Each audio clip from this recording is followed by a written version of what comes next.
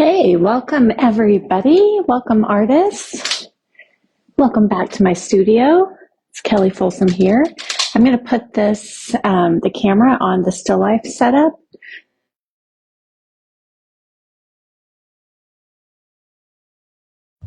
Oops, just a minute. My AirPods just switched from one device to another.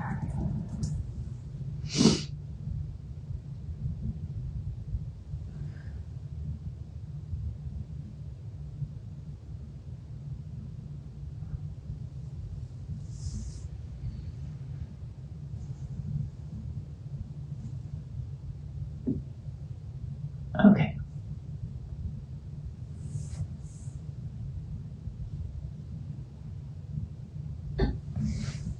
So welcome everybody. Let me know who is here, who's tuning in. I see Cindy Renner is here. Awesome. So good to see you. I'm going to do a quick sound check here. And as I mentioned, go ahead and get a screenshot if you think that you want to paint this painting today or later on from the recording.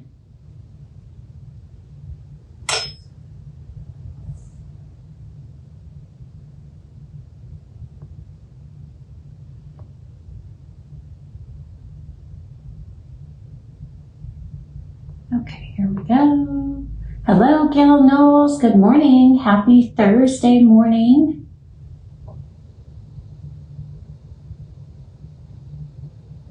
Okay, I think the sound. Here we go. Hello, Gail. Sound is working. So, as I mentioned, this is what I'm going to be painting today.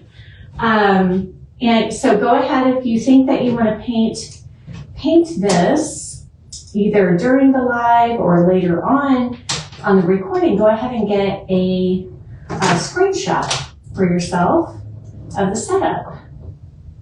And we will get started. Feel free to comment, leave any comments or questions in the comments below. On the video, I will be checking in on those throughout the demonstration. Also, same question. I have the same question for you as I had on Tuesday before I went to New York. And that question is, what are your, what are your biggest struggles when it comes to oil painting, right? When you go to create a painting, or acrylic as well, what is it that you are having the most confusion around, frustration around? What seems to be the things that are tripping you up the most? So let me know in the comments below. That way I can try to help address some of those. I'm just getting comments up here. Good morning, Mary Brackman. Good to see you. So this past Tuesday, some of the ones that came up were shadow colors, how to know what shadow color to mix. That was a big one. That seemed to be a topic of interest. How dark to push my darks and how to know how dark to push those darks. So those are some of the things that I discussed on Tuesday whenever we were painting this painting, or whenever I was painting this painting. Good morning, Marty. Good morning, JP. Good morning, Lynn Gatling. So good to see all of you here this morning. So let me know if you've thought of anything else, any other struggles or questions or issues that you face whenever you go to create a painting. Now, I do apologize because I had planned, sorry, not sorry. I had planned to finish this painting this morning. And I have to tell you, it was sitting on my easel all day Tuesday before I went to New York, and I knew that the paint was not dry yet, and I just could not help myself. It just kept calling me, it just kept staring at me, following me around the room, saying, finish me, paint me. And I really decided I wanted to finish it alla prima, so I'll post a photo of this if Haley hasn't posted it already. It's starting to dry now, so some of it is setting back. Some of the colors are setting back. But this is the finished result. And oh my gosh, I had such a fun, joyful time finishing this painting. So, sorry, not sorry that I did that. So, but hopefully the start of the painting gave you enough, information, education, insight, especially on the shadow colors and those topics. So I'm going to be doing a 6x8 today. Let me see if anybody has shared any, no shares yet on, did you have any other kind of questions or struggles that you wanted addressed today during the demo? I just want to check in on that before I get started painting. Okay. Thank you, Gail. And yesterday I, went to New York City, and unfortunately the museum that I was going to go to, I took a lift from Grand Central Terminal all the way down to the Dahesh Museum in Soho, and they are closed. They were like, I don't know if they're permanently closed, temporarily closed. I was so disappointed. And the Met is not open on Wednesdays either. So unfortunately, that was only going to be part of my trip. I was going down there to meet up with some women that I walked on the Camino with, and we went and watched a Broadway play. But anytime I go to New York City, I want to see artwork. So unfortunately, I only got to see a few very small pieces of art at the JP Morgan library, because all my time got ate up by, Ubering back and forth. So anyways, that was very frustrating because the Google said that they were open, all that kind of stuff. Their website, apparently there was some teeny tiny message on the website saying that nothing was on view. So that was disheartening. That was disappointing. But I made the best of it. I was able to go and see a John Singer Sargent painting at the Morgan Library, and there was also some really lovely landscapes and plein air pieces there at the JP Morgan museum. It's like a museum and library together. And sometimes they have some really phenomenal shows there, but this time they just had the permanent collection that was up for view. So, okay, Gail Knoll says the eucalyptus leaves gave her trouble on the tabletop. Awesome. Yeah, those can be challenging. So do we have any today?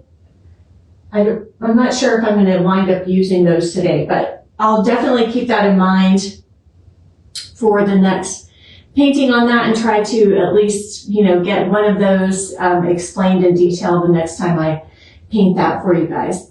Also, friendly reminder, I'm giving away one of these DVDs a week to one subscriber on my email list. Art Life School members, obviously you're automatically included. You don't need to do anything. For anybody else that's watching, you're not an Art Life School member, just check and see if you get emails from me from Kelly Folsom, artlifewithkelly.com. If you don't, hop over to artlifewithkelly.com, grab any of the magnificent freebies that I have for you, free courses that are on that website. There's several that you can take advantage of. And whenever you sign up for one of those, you'll automatically be put on that email list and also get a chance to win this lovely prize, which has 5 lessons on this DVD. Okay, let's get painting, shall we? Okay. Excited to be back in the studio. Yesterday was a refreshing day, a long day with the train ride and such, but quite refreshing. And even though I wasn't able to see as much art as I had hoped to see, the art that I did see was very inspiring. So, and sometimes it's just nice to get out and about. So good morning, everybody. Good morning, Aphrodite and Ethel and Abby. Zara, good morning. So question for those of you who just popped in, what is something that you are still struggling with with your paintings, when you go to paint either acrylic or oil, what's kind of the greatest area of frustration for you when it comes to painting? Anything that, it could be specific, it can be big, it can be, technical, it can be conceptual, just whatever comes to mind. Let me know in the comments below, and that'll help me make sure that these live paintings that I'm doing are beneficial to you. All right. Good morning, Hedda. And I see Arena Sean is here. Good morning. Let me turn this to the setup since some of you are just coming in. If you feel like you have interest in painting this, go ahead and take a screenshot if you want to paint along, or if you want to paint later on replay. You're welcome to paint from these demos that I'm doing. You're welcome to share those paintings online. You're welcome to, hey, if somebody offers to buy it, you're welcome to sell the painting, so do what you will. Hopefully these are in service of you and your art and your education in more ways than one, I hope. So, and I will clarify that, you can't do that unless somebody gives you permission to do that. So I will make that clarification. Not every art instructor or every artist is going to give you permission to do that. So I don't want to lead anybody astray. I don't want you to get in trouble with like we're little school kids. But I don't want you to, if you don't understand that, I don't want you to, get in trouble with any other artists out there. So you do have to have permission, generally to paint from somebody's photo, to paint, from their painting and then share it. The proper thing to do is to credit that artist, credit that teacher. So I just want everybody to be aware of that the way that I do things is maybe not the usual way of doing things. Okay. So I personally give everybody that I work with, explicit permission to use the lessons for, whatever they would like to use them for. They can share them, online, with or without crediting me. Of course, crediting me is always greatly appreciated. Even if it's just like, saying that you appreciate me as your teacher. Of course, that is always appreciated, and you're always welcome to tag me on social media, things like that, but it's not a requirement, so don't worry about that. Okay, good morning, Manet. Good morning, Aphrodite. Okay, so last chance to get your screenshot if you want one. 5, 4, 3, 2, 1, and we're going to paint. Okay. So I'm just reloading the palette since I was gone yesterday. A lot of these colors will be dried out, and of course some of the colors are just empty. I try not to put out more paint than I think I'm going to need, but I would rather err on the side of putting out too much paint rather than too little. I don't want to be a stingy, scarcity-minded painter, So loading out some burnt sienna, and I'll run through the colors, especially for those of you who aren't familiar with my teaching or aren't in the Art Life School community. And if you're not, you're invited to join us, of course. You can find out all about that on artlifewithkelly.com. And let's see, do I want burnt umber or raw umber? I think I want raw umber again today. I've just got this very simple setup with some onions and a pewter, antique pewter bowl. Got some little white boiler onions and some Spanish onions here, which have a really rich, kind of reddish tone, which I'm excited about.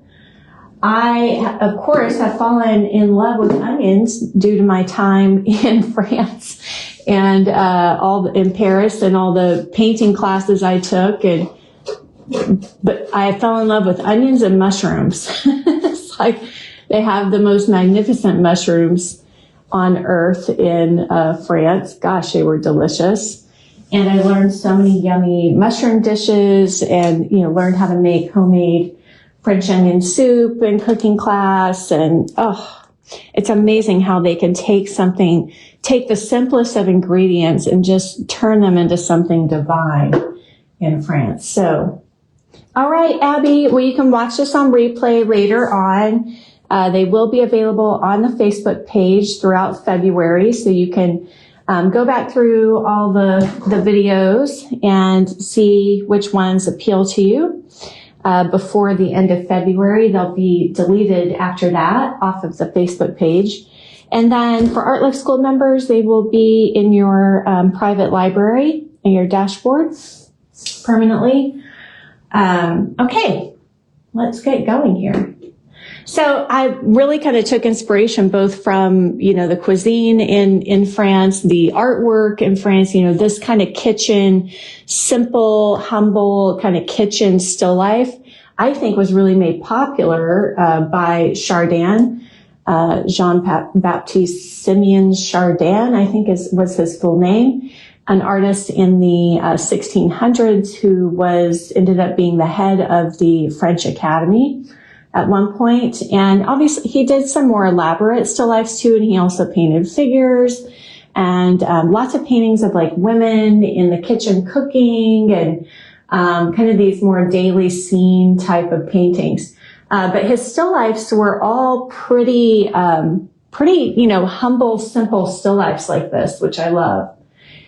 And so I'm, just taking a cue from him. If you're not familiar with his work, definitely go and look him up and check out his work. Let's see, do we need to be any closer? Let's see if I can get it a little bit closer. So I'm, just taking a cue.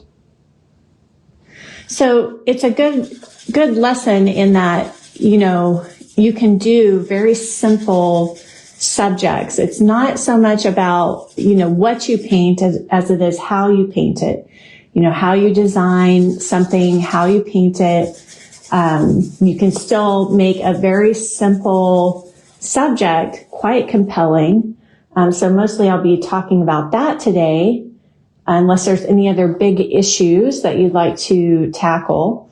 I do think one of the biggest struggles that people face, and I faced as well as a still life artist or learning to paint still life, is sometimes one of the pitfalls I fell into and see others fall into is kind of thinking, you've got to either tell a literal story, literal narrative, or you want to do something really big and grand all the time. And one of the lessons I learned from studying Chardin is just how simple a still life can be and still be so beautiful and rich and luminous, and interesting. So you can do something that's really, really simple. It's really about how we approach our paintings, and the sort of the honor, the dignity which we approach ourselves and our paintings that I think makes all the difference. So there's kind of that cliche phrase that says there are no, what is it in theater? There are no small parts, only small actors. And I think it's similar too in painting. There's no small paintings. There's no small subjects. It's really the intention and the attitude that we bring to the painting. So if you can set up something so simple like this and find the beauty in it and kind of get lost in the beauty and pull that out as best as you can in your painting, I think that sincerity and that sacredness, comes through, that honoring comes through in your painting. So if you're new to me, I'm going to go through the colors right quick. So I'm working with a lead-based white today, since this is a light against, dark type of painting. This is Kremnitz white from Old Holland. I've got Naples yellow, yellow ochre, cadmium lemon, cadmium yellow deep, I probably won't use this cadmium red light much, maybe a little bit in the highlights on the Spanish onions, but cab red light, burnt sienna, which I'll probably use a lot of that in the Spanish onions. Alizarin crimson, I went ahead and put it out just in case I need a little bit of it in the red onions. Otherwise, I don't see much use for that in this painting. Ultramarine blue, in case something needs a little extra touch of blue to it. And raw umber is my choice of umber today. I tend to choose whether or not I pick burnt umber or raw umber. That's just maybe an idiosyncrasy of mine. I either pick the burnt or the raw, depending on the temperature of the overall painting, and if I see more use for a green tone umber or see more use for a red tone umber. So that's really how I make that choice. If you're not there yet in your painting practice, don't worry about it. Just put out both umbers. Okay.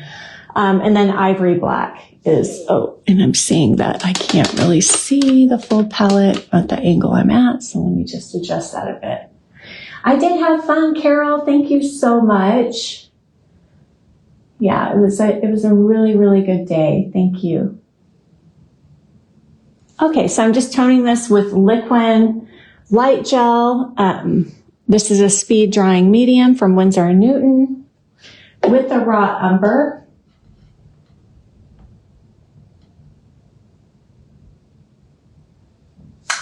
Okay. And I just toned it with the Liquin and some raw umber. And then I'm doing a 6x8. So when you're painting these small paintings, and you can even do smaller studies than this, you can do kind of thumbnail color studies that are maybe the size of a business card.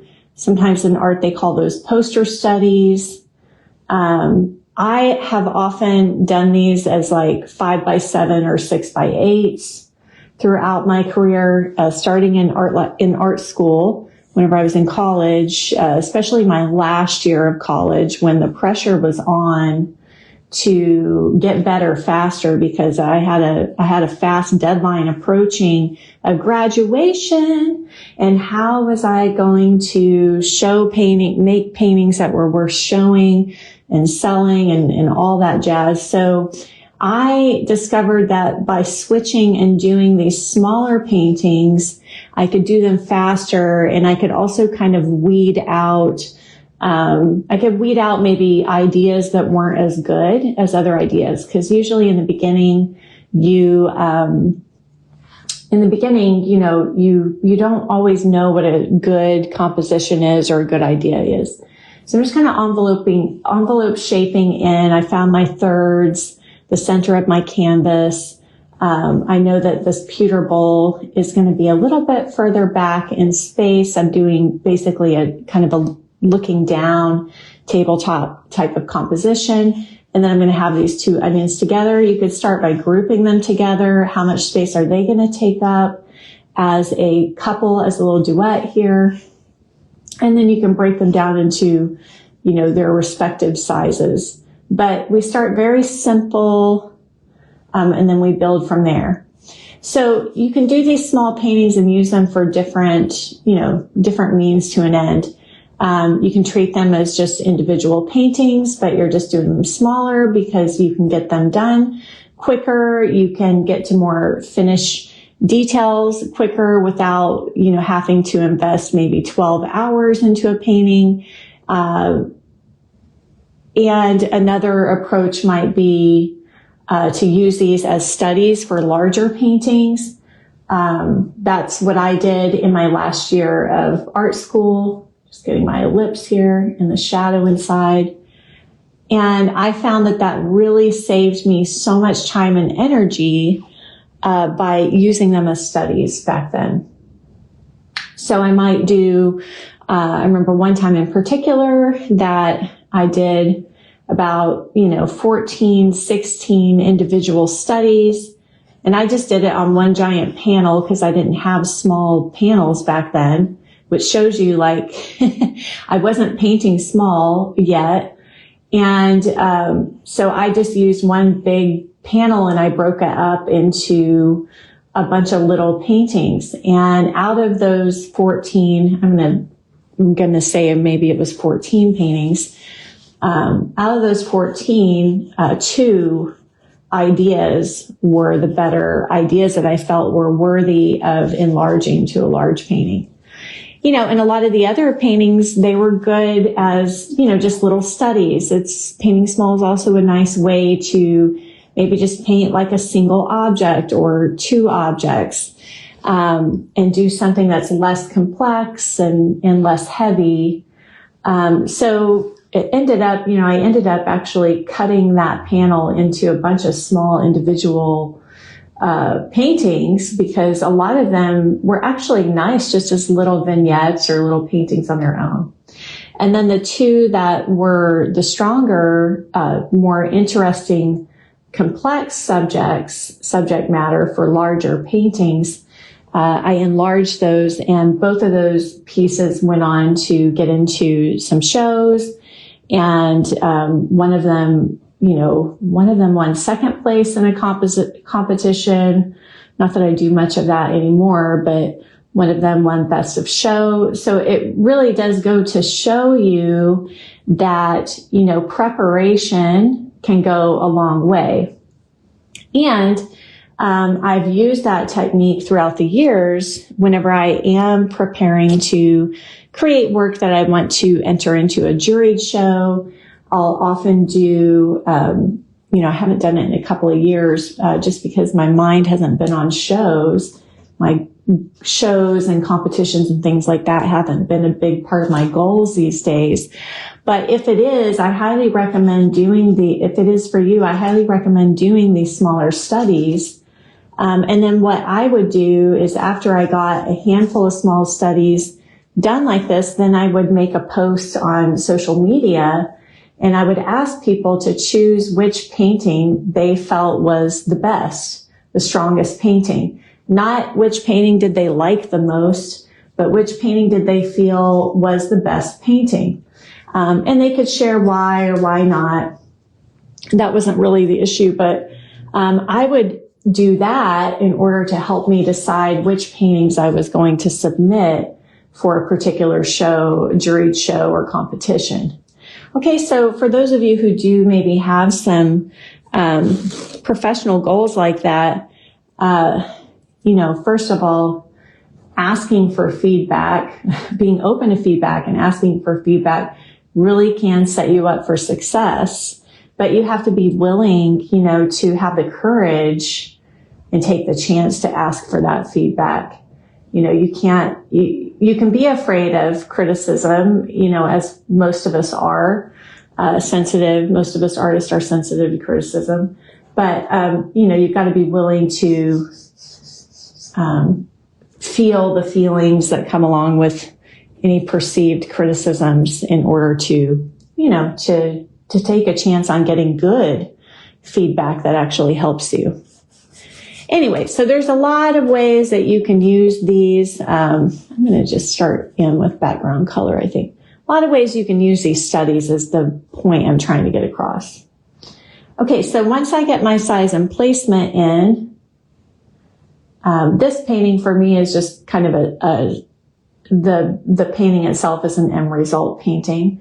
I'm not really using it in terms of, am I going to take this idea bigger? Not to say that, if that happens that I won't do it, but that's not really my original intention here. It's just to create a nice still life painting on a small scale. Okay, so I've got all my cast shadow shapes in, my basic shapes started here just with some raw umber. Thank you, Arena. Arena says, love the rhythm of the big and little shapes in this composition. Yeah, even if you're just doing a very small, simple still life, that's a good point. You want to look for a variety of shapes and sizes. Now, there's not a ton of scale difference in this painting, but you do want to make sure you have some. You want value contrast, you want color contrast, and you want scale contrast in your still life paintings. So that the white onions brings in a light and dark contrast. The red onions are these kind of peachy toned onions against a green background that brings in color contrast. And then we have big, medium, little, right? Big large, medium, small, if you want to call it that, in terms of size. And you can play with, that scale contrast and do really, really big,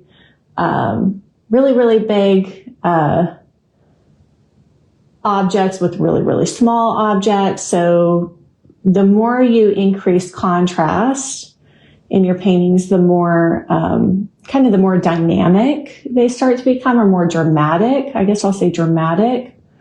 So since this is like a simpler subject, I'm going for less drama. I still want those same elements there, but I'm not pushing the drama to the extreme, because I also want to capture kind of this quiet, humble simplicity of the subject. So anyways, food for thought for your own paintings. I'm starting this background color in kind of a deeper green to begin with, some ivory black, some burnt sienna, cad yellow deep, a little bit of blue is in there too, because the ivory black isn't quite blue enough. You can make it a little more green if you want to. You can make it warmer if you want to, a little bit lighter. Oftentimes back then, somebody like Chardin might just do kind of a burnt umber tone for their shadow side. They may not even have any color in it. It may just be really, really basic in terms of color. Now to go lighter for that, I'm going to switch to some yellow ochre, some more ultramarine blue, and a little bit of black just to kind of neutralize that green. I'm going to start this a little more colorful back here, simply because I do want that green and the red-orange contrast between the onions in the background. And my pewter is really bringing in a lot of neutral tones. Okay, so I don't need to go totally neutral back here. I kind of need the color. But with that being said, you can go brighter if you want to go kind of bolder and brighter in your color, more saturated, you can. And you could also even go softer than what I'm doing here too, and more desaturated. So that is really a matter of taste. There's not your personal taste, your personal style. There's not really a right or wrong there. So if you want to desaturate, I would say add in more raw umber. If you want to go more saturated, you're going to use more of the blue and the yellow. Okay, so I'm going to add in some raw umber and burnt sienna just to get a neutral on the tabletop. My thought is I'll probably, go more to the greens or neutral in the tabletop so that my star of the show color that I've chosen, which is the Spanish onion color, really pops. So sometimes your star of the show color is, similar to your tabletop color if you're working with a wood tabletop. And, I don't have 10 different color tabletops to work with. You can do that too, though. Whatever works for you. If you have space and money and room to store, a gray tabletop, a warm wood tabletop, a dark wood tabletop, go for it, do it. For me, I know the effect I want to create in the painting, so I don't necessarily need to see it in the still life. I know what my concept is, but a lot of times when you're just getting started, it's hard to even come up with what your concept is, what your idea is, and then it's hard a lot of times to visualize it. I've definitely been there throughout my development and career as well. So whatever you have to do to get the idea clear enough for yourself, I would say go for that. But what I see happen sometimes is somebody will just copy that color of still life, right? The color of the wood tabletop, and then they lose some drama and effect, visual impact in their painting. So food for thought. That's just another tip that if you're setting up your own still lifes that you might want to consider. So in the first stage, we're just getting our size and placement in, getting our shadow shapes, and everything just maybe looks like it's in this stage of mud right now. Not a lot of color, maybe even not as much value contrast as we're going to end up with. But you do want to take your time and get that stage set up. You're also going to do your shadow shapes, and those can start off very basic, but you do want the shape to overall, describe the form of the object that it's on. You want to make sure if you are setting up from light that you have one light source, everybody. Make sure you've got one angle of light where you can really clearly see the core shadow on your objects. All right. If you're not seeing the core shadows on your objects, then you know that your light is too all over the place. You have too much light in your room, or you don't have a controlled enough spotlight, or you're not using a shadow box. That's making sure that you have a very clear cast shadow shape, a very clear highlight, a very clear form shadow shape. If you're not seeing form shadows on your objects, then that tells you that you need to control the light better in your still life arrangement or in your room. Okay, so now back to the topic of, how dark do we push these darks? Cast shadows are typically, if you don't know where to look for your darkest dark, you can always look at your cast shadows. These are typically right underneath the object. And I say push those as dark as you can go with your given palette. So for me, I'm doing some ivory black, which is my darkest dark, and some burnt sienna, which is going to add some warmth to the black. And it's not going to lighten it too much in value since it's a transparent red. Okay.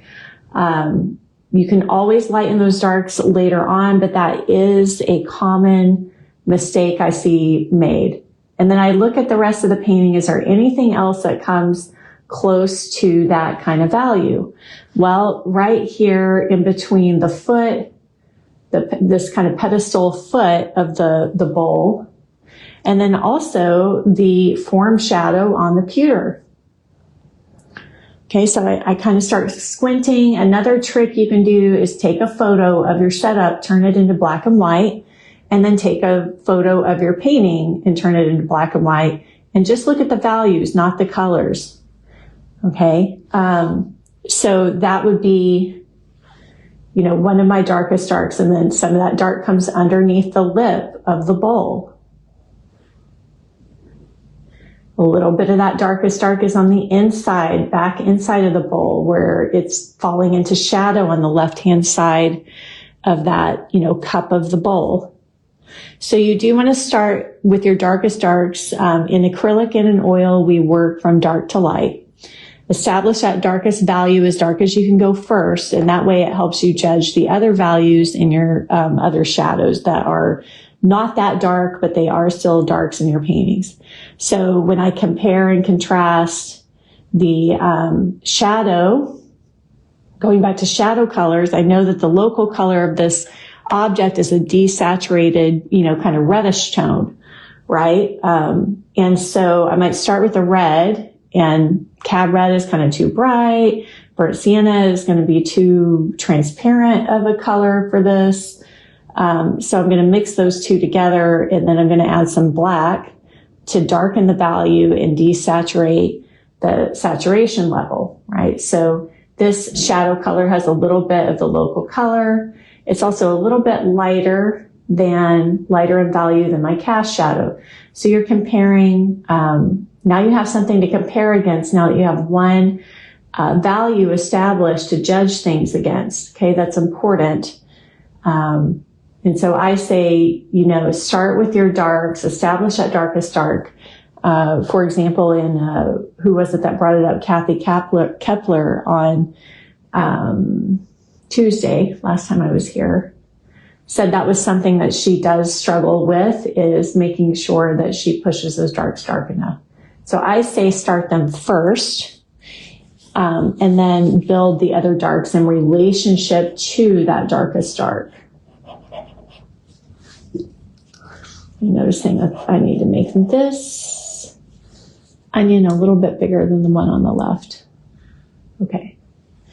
And then for white shadows, I still don't want to use white, but they are lighter in value. So I'm going to start with yellow ochre, and they are a bit cooler, So I'm going to start with yellow ochre and a little bit of ivory black.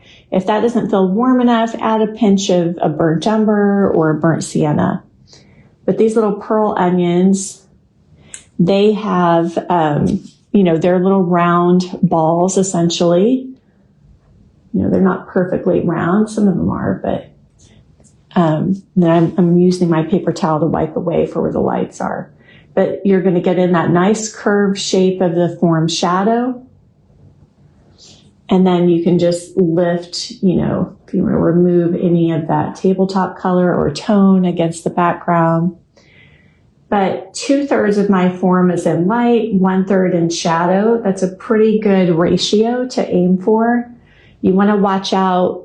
You could also do 3/4, 1/4, 3/4 in light, 1/4 in shadow. You do want to watch out for doing half and half. So part of why we do, 2/3, 1/3 is that we're going to get more form into, our painting that way. More of the light transitioning across the form. Okay. It's also why it can be really challenging to build form, with backlit paintings, things like that. Not to say you can't do it, but it can really be a challenge to do it. I'm seeing some of that green show up in the pewter, so I'm going to go ahead and put some notes of that green, that background green, into my pewter. Some of that's, reflected light. Some of that is just the nature of the color of the pewter. I'm going to go ahead and get that started.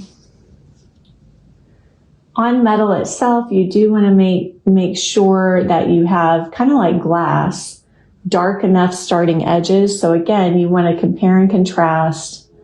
Like, okay, this little bit of edge here on the bottom is also darker against the background. There's going to be a lot of kind of lost and found edges on this pewter bowl, but I'm just trying to establish where I can see some stronger contrast of dark against light in the background right away. All right. Good morning, Eva. Good morning, Kathy Kepler. Glad you are feeling good. Once you get these darker tones established, you don't have to finish them out entirely, of course, but once you get those established, then you can push your lights, right? Start working into your lights, your light and your color in stage 2 of the painting. But without these darks, you won't really be able to, I think, accurately judge the color and value of the lights unless you really, really know what you're doing. Okay. But I know for me in the early days, one thing that would often happen is I would not get my lights light enough. So one thing I started doing as a beginner is I starting with my highlight first, and then I would relate the rest of the color to the highlight. So kind of like the cast shadows, I knew that the highlight would be another value extreme in my painting. So for example, the highlight on this yellow Spanish onion, not yellow onion, might just be cab red light and white, kind of a pinky tone, or maybe it's got, even a little bit of Naples yellow into it. And I know that that's also going to have a lot of impasto to it as well. I don't have as strong of a highlight on these, but another place might be the pearlescent highlight on the little pearl onion, right? Which might just be a pure white. Okay. And that might go down, kind of thicker and gloppier. But that's one trick I used to do when I was first learning, because one pitfall I kept falling into was not pushing my lights light enough and getting enough contrast between my lights and my form shadows. So this is another trick that I've kind of forgotten about that I used to do over time, because it's like once you know to do something, you don't maybe have to, use these little hacks, I guess, if you want to call them that, these little hacks in order to get there. But this was definitely something I had to do quite often so that I didn't, make that error in judgment. So now I can start to mix local color of the object, and I'm just going to mix right into this light color pile. I'm going to start with some yellow ochre, and then let's do a little bit of burnt sienna. And, you know, that's in the right ballpark, but the color of the onion itself has got a little bit of a pinky quality to it. So that's why I was saying it feels like it's got to be some mix of cab red light and burnt sienna. Another color you could use would be like a Venetian red, kind of has a little bit of that pinky quality, or a Terra Rosa. I just tend not to like those colors too much because they are so overpowering. I think they're even more overpowering than the cadmiums. So can you see how that, you know, the highlight, I can still see, okay, I've got enough contrast so the highlight has that pearlescent quality, but also the color looks nice and lit up. Anyways, I hope that helps somebody today if you're struggling to get your lights light enough. And then painting wet into wet, of course, you can lose the impasto. So then you would just replace your highlight color again to get the piece of paint that you want sitting on top, either with a brush or a palette knife. Okay, and then as I go down the form, I'm going to go a little bit warmer with some more burnt sienna. And there are definitely some cool tones in here, which is what gives it that pearlescent quality. So there's some greens or some purples. Some of that's naturally happening as I'm mixing wet into these darker shadows. And then some of it I can add by mixing color on the palette. But some of the colors you can actually make just by dragging like a little bit of that shadow color into this warm color, or background color would also work since they're complementary colors, the kind of red, orange, and green. Getting a little bit of that stem on there. Make sure you keep your pile small enough on the palette whenever you're painting in your lights and picking up enough paint on your brush. These pearlescent, shiny onions are much like metal. That's why these two objects go together quite nicely. They're going to have a little bit of a darker starting edge and then more of a dramatic, you know, highlight in the center. Now this one here is a bit duller, so I'm going to go with that. It's not going to have quite as dramatic of a highlight. Same color mixtures. I'm just kind of comparing and contrasting these two onions together now and seeing, oh, okay, this is maybe a little more yellow and a little more duller. So I'm going to grab a little bit of that background green to desaturate.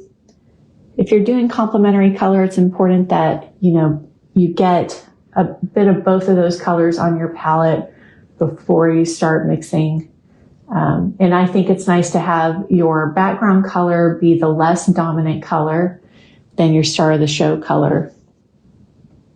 So establish, usually that's a cooler color or more desaturated color than your star of the show color. In this case, the onions, the warm onions.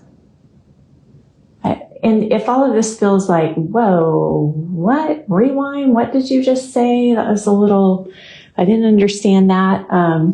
It's okay. You know, I'm speaking to all different levels of development from total beginner to very advanced painters, actually. So if some of it feels like it's over your head, that's okay. You could just let it be over your head right now. Let it kind of swirl past you. All right, I'm getting in. Don't agonize too much over it is what I would say.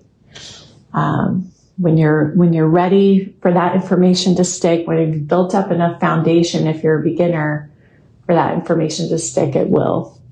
So I'm getting in, starting the dark of the piece of the stem and navel first. Navel? No, the stem.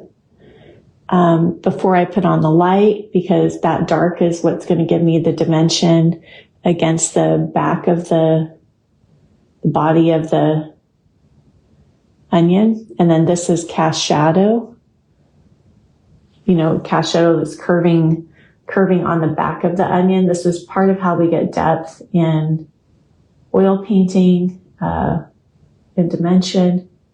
So be like a little investigator, like a archaeologist, hunting for shadows, cast shadows especially. And make sure on cast shadows you get enough contrast and enough sharp edges also to really give you that depth and dimension. Now, I say on this one, instead of a highlight, really what is, you know, creating more form is the actual straw-like, whatever that's called. I don't really know what it's called. The root, I guess. The stem, the root. So it's mostly that's creating more form and dimension on this object rather than a highlight. However, you can still build a little, you know, bed of slightly lighter, just has a little more white in it, a little more Naples yellow, but it's more, I'm just really trying to keep this more subtle because I want to create the character of these onions the way that I'm seeing it, really honor their differences as well as their similarities here. And you don't always have to have a highlight to create form. So just keep that in mind. All right, reflected lights, that starts to flesh out the other side of the form, which is in the shadow. So you won't always have a very strong reflected light, but in this case, you know, we do have a nice, stronger reflected light in here from the onion adjacent to it because light is hitting this and then bouncing back into the form shadow. So I'm just using a little, and the cadmiums are great for these transmitted lights and reflected lights because they have so much warmth and glow and heat to them. So they fit right into the shadow. You know, I'm toning it down a bit. So if it's a little too strong, you can tone it down with some burnt sienna. There's really no color in this painting that is as vibrant as a cadmium. And then we're also getting some cooler reflected light from this very cool onion. So I'm going to do a little bit of ultramarine blue, some Naples yellow and yellow ochre for the cooler. It's kind of like a more silvery color highlight, but it can't just be pure white. You know, it has to sit into the shadow, kind of sit back into the shadow enough. So it's part light, it's part shadow, but it really, the dominant is, it belongs to the shadow. Pewter. Yes, it's pewter. So it's kind of, pewter, I would say, is like, still has a little bit of color to it versus silver. Silver, it is the most colorless metal, most neutral colorless metal. Pewter still has a little, it's almost kind of the background color, really. But you can see it has a little warmth to it, especially with a little age and tarnish on it. So little notes of greens, but still also a lot of grays. If you go too yellow, you know, it will look like brass, although there is yellow in there, but you don't want to go too much to the yellow or it'll read as brass. Okay. Now, wiping that color out of my brush, I'm going to start with the white of and actually this color I just made for the reflected light is probably pretty on point. But start with some white, some Naples yellow, either some ivory black or ultramarine blue. I'm choosing the more colorful of the blue.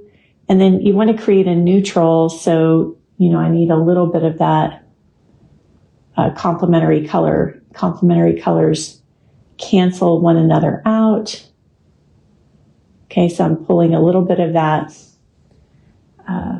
Spanish onion reddish color. But you have to fight the urge to just paint white.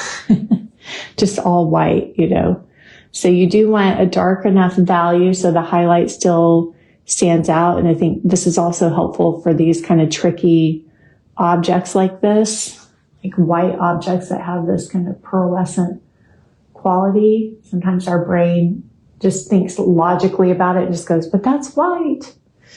But you have to really look at the values of all of the things that are happening on that white onion. And again, as you do this, as I do this, I start to cover up and paint over, because it's such a small painting, the highlight color. But remember, the highlight color was just there to help me, the artist, judge the more difficult values and colors around it. Highlight colors they're easy, typically. Their value is easy. Their color or non-color is easy. So don't feel bad. Don't try to paint around. I would say don't try to paint around the highlight or feel bad if you paint over the highlight. It's naturally going to happen wet into wet. Remember why you put it there. You didn't put it there to, be a permanent fixture. You just used it as a tool. If you're going to try that out for yourself, again, like I say, that was kind of a hack or a solution that I created for myself in the early days, which really made a big difference. Okay, so I'm going darker, just adding more blue in the mix with this kind of Spanish onion color before I get to the form shadow. This isn't form shadow color, but there's kind of this grayish tone here, and I'm using a size 2 brush, but you can definitely go even smaller if you're painting as small as I am, to maybe a size 0. And then once again, on the front and center of this little stem type of situation going on, you want to pop a little more light in the center there.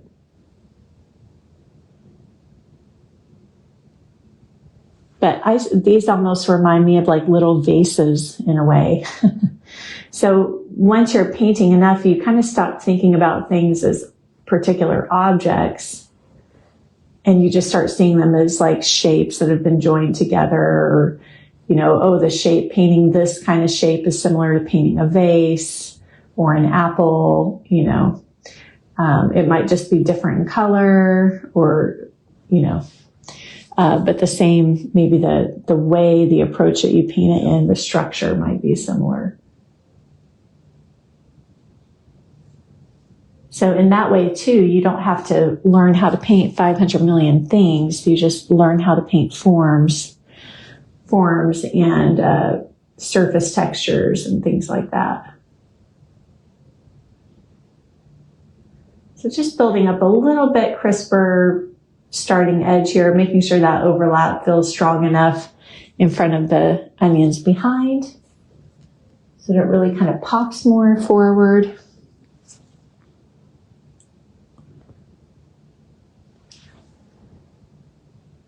And one thing I'm thinking is maybe making this onion a little bit bigger here with some more burnt sienna and raw umber for the shadow side. And maybe making this a little less pointy. I don't really want to point the viewer straight out of the picture. I was noticing that was starting to happen. You can also kind of use the highlight and the curl of this, the curl of that little onion to kind of create a curve back up, so that you don't lead the viewer, so quickly out of the picture.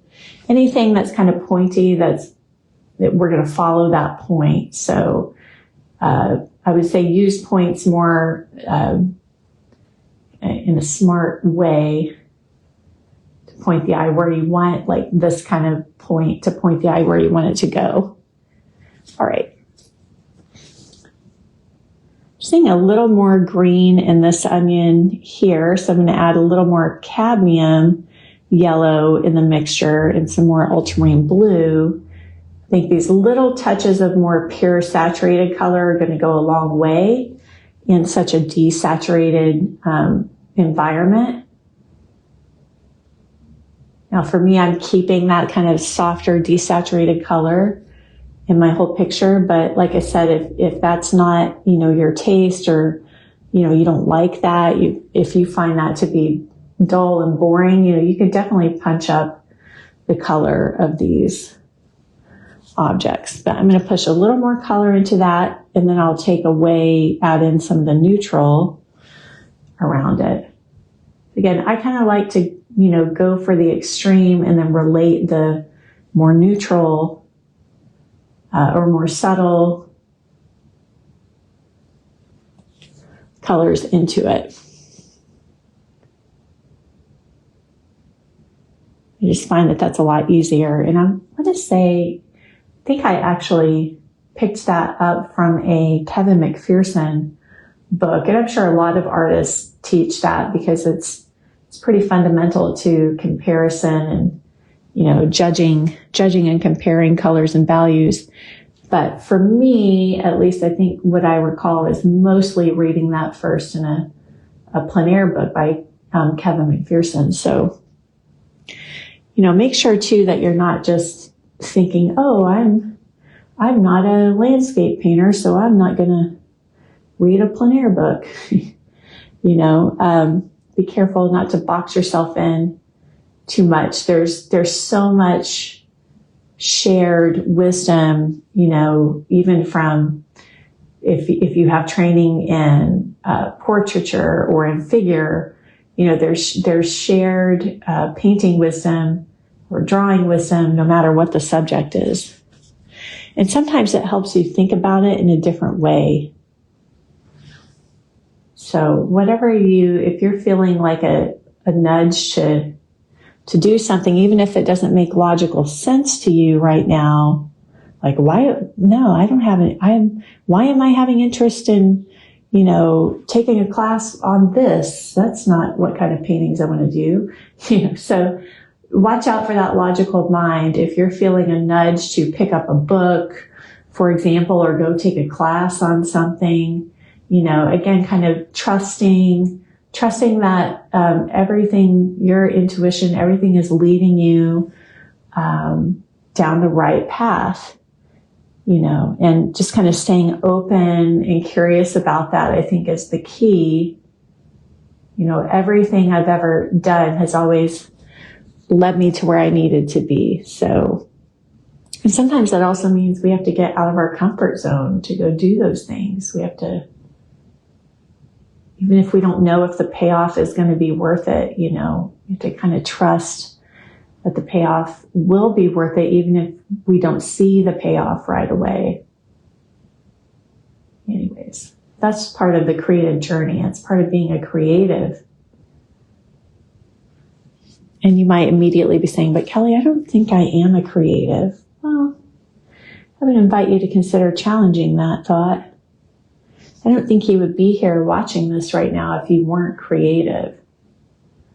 And I think all of us are creative. Some of us might be creative in other ways.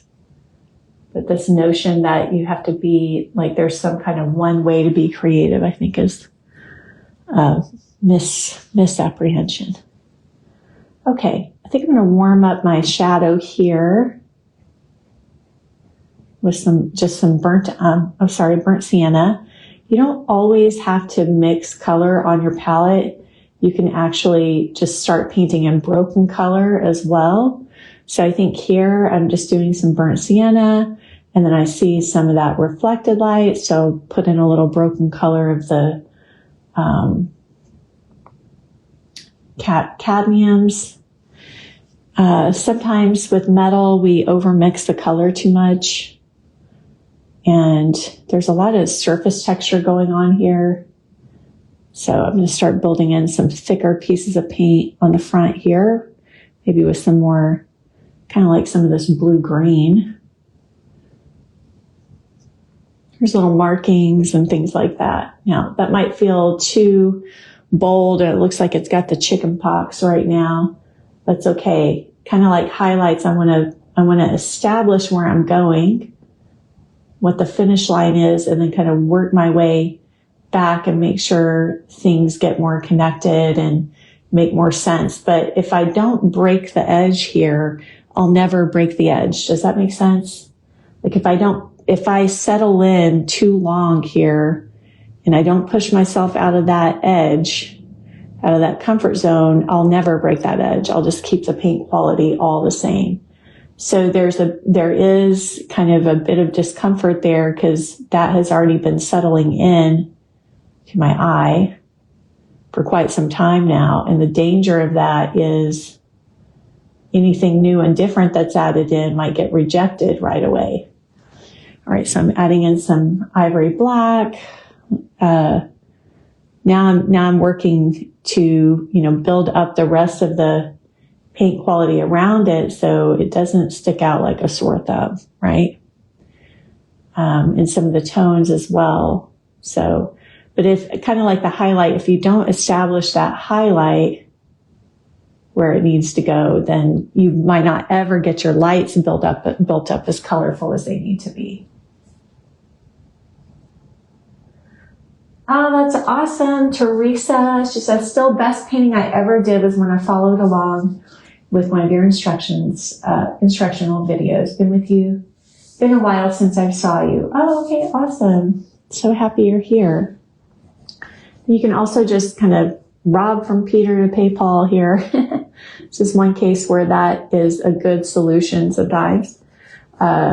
And again, it's okay if that looks a little messy right now. The painting is not finished, but usually on these transition zones, where light meets shadow, you'll have more of that background color. And if you don't have enough paint down for that, you can remix up the background color or something similar to it. It doesn't have to be a perfect match. So I'm doing some raw umber, ivory black, yellow ochre. Now this pewter's gotten, I think, a little dull over time. And so you can push, if you want to make it shinier, you just want to push your value contrast more. Okay, so when things feel shiny, there's more value contrast between the highlights and the shadow and the middle tones, essentially. So for example, there's a little more kind of glow. I'll do a little back to the lit side here where there's a little bit of glow from the white onions into the underplane of the bowl. And I just want to suggest that a little bit, have that pop a little bit more. If I want that to shine a bit more, I'll just bring in a little pinch more dark around it to make it look a little shinier. I don't have to make the whole pewter dark. I can just put in some darks around it, around that value. Does that make sense? I hope. Okay. Back here, I want to make more of a conscious, look a little closer again here on the contrast, where the edge of the bowl is against the background. I'm going to go a little bit darker on that edge. This is more of a found edge up in here. And then also you can kind of soften these transitions, just those two shapes where light is meeting that cast shadow. Just kind of sew the edge together is how I tend to think of it, like you're kind of cross-hatching those two edges together there.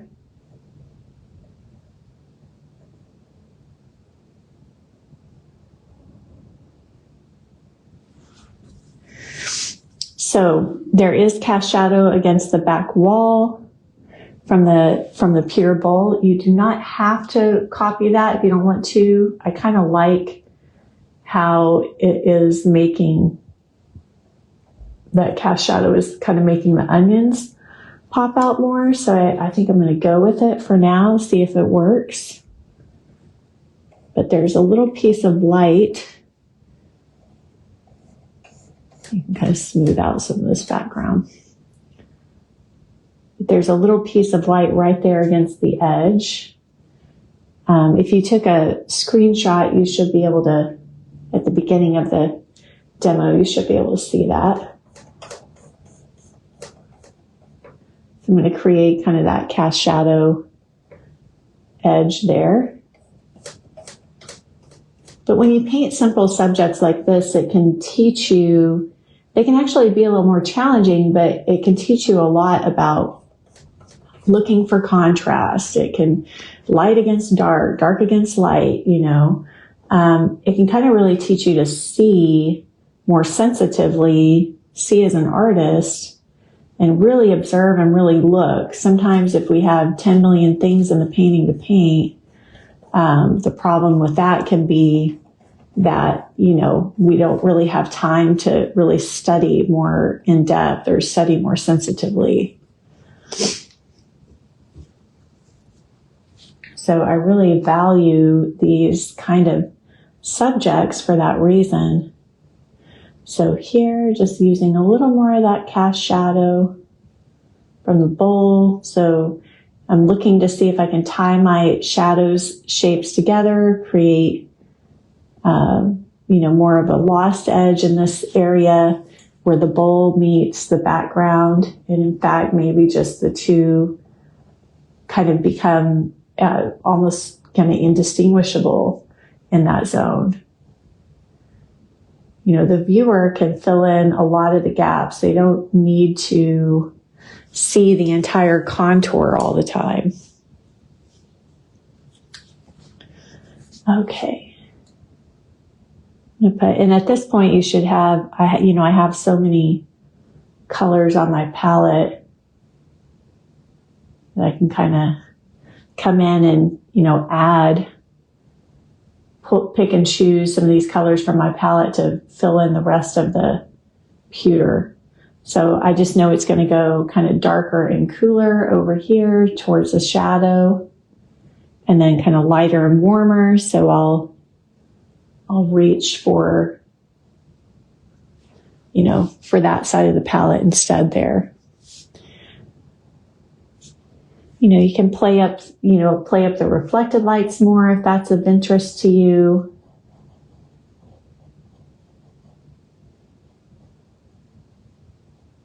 So it can also be a good opportunity just to explore, like,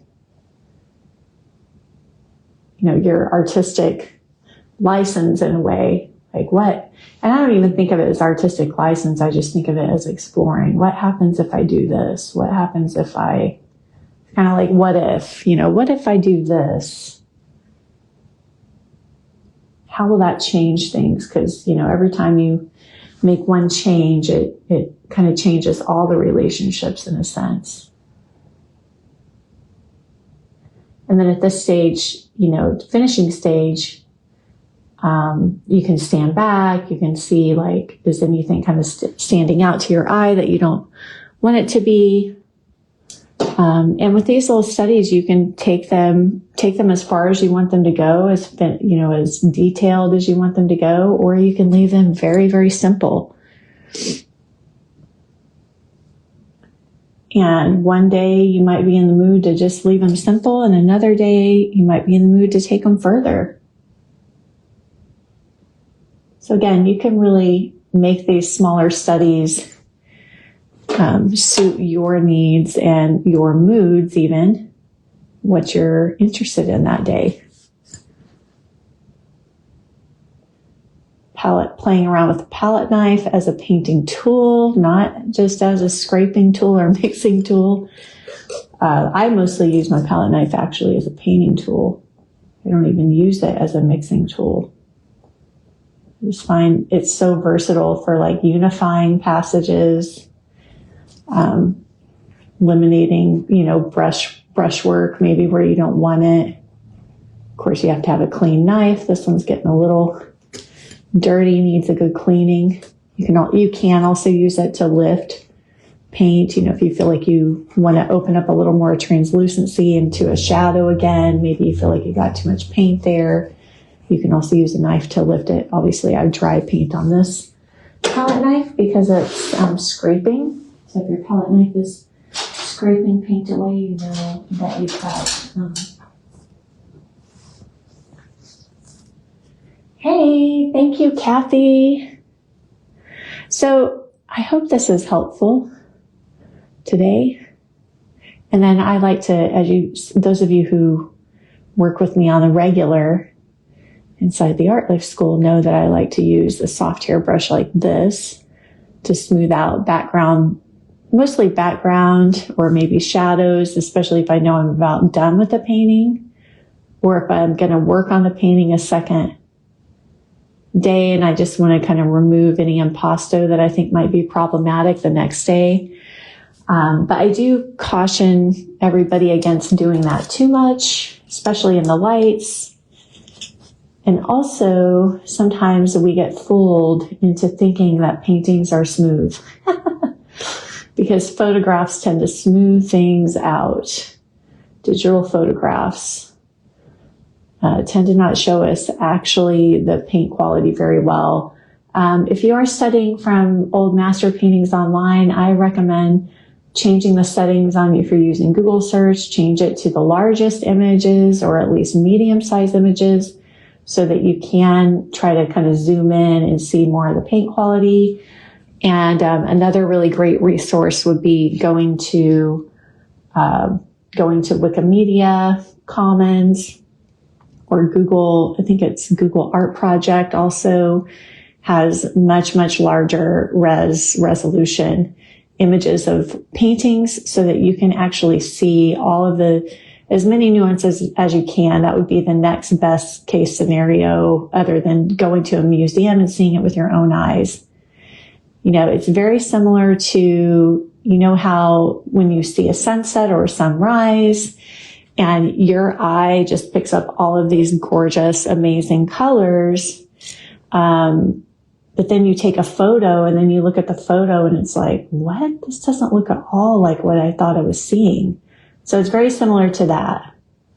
So the camera also can really flatten things out, make things look really, not quite as interesting and get as much depth and in the layers of the colors and the layers of the brush strokes and everything. So if you can get to a physical museum, please do. That will deepen your understanding of painting in a big, big way.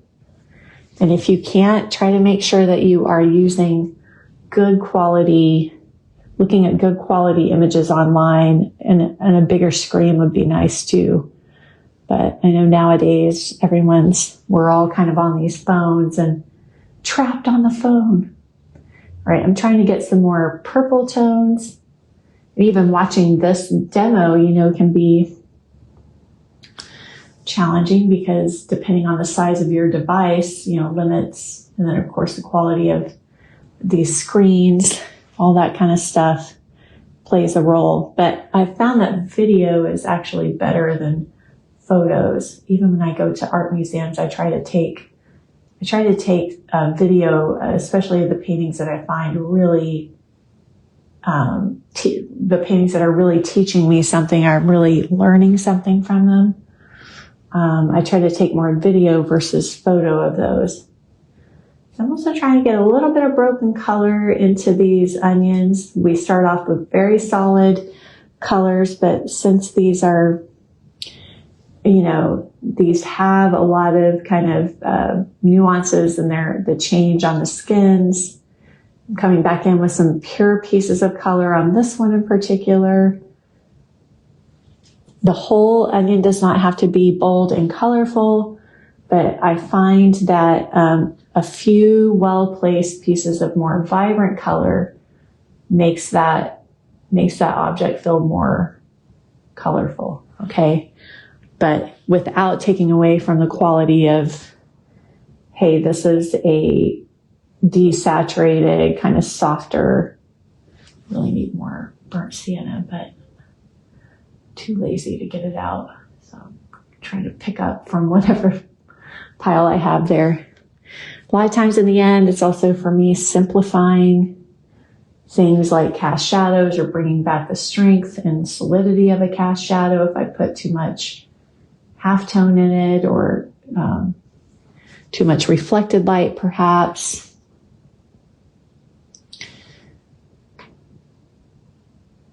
Hope this is helpful. I'm trying to go more in depth for you guys. And also you can change, if you do have something that's pointing you out, change.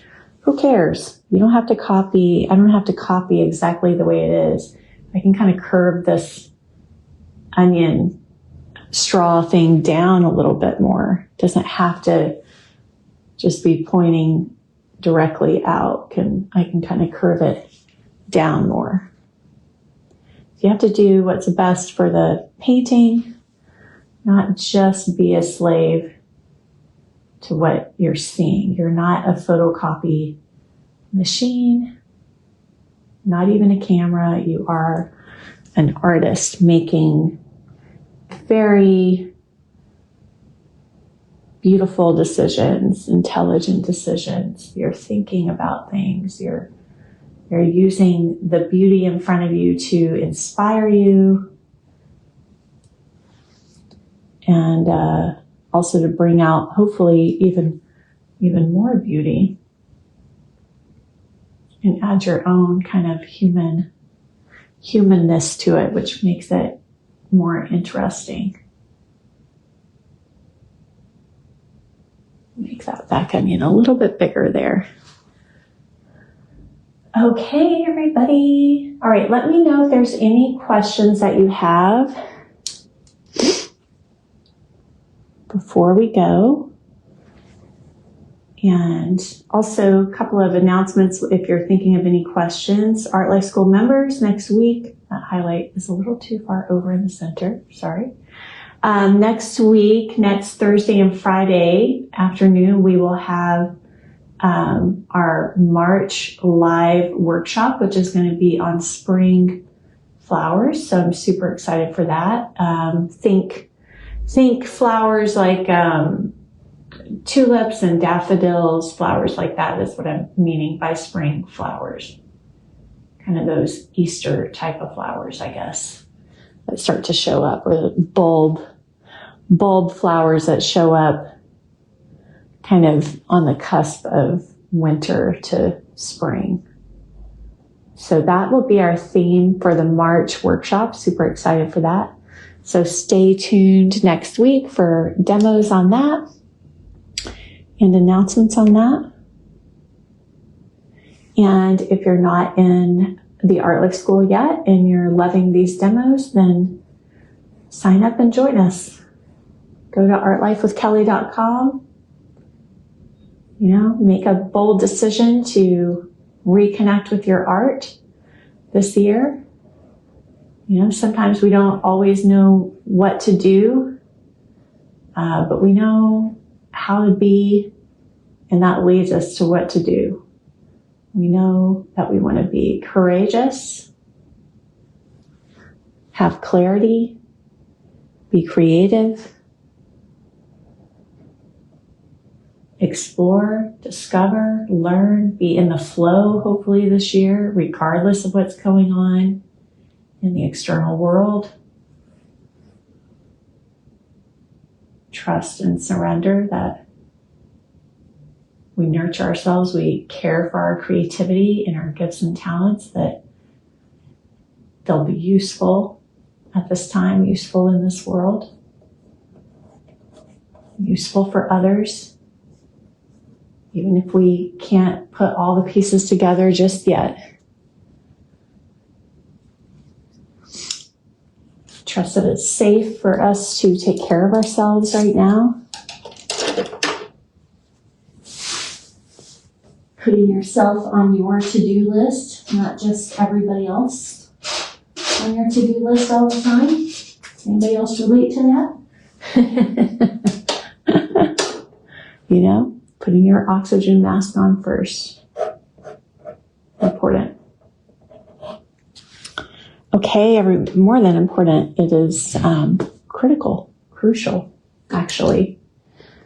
Not just for yourself, but for everybody else in your life. For you to be happy, for you to be taken care of, for you to be at peace. Not be caught up in the chaos.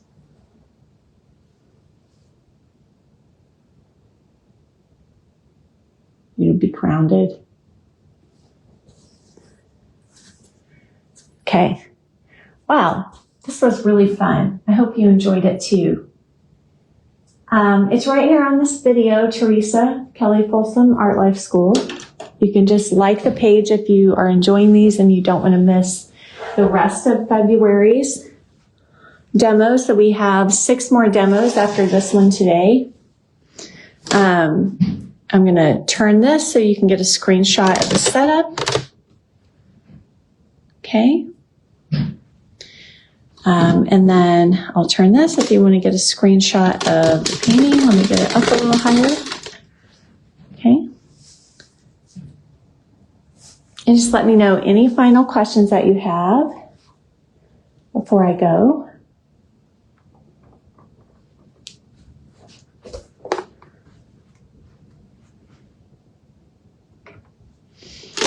Okay. Whoopsie.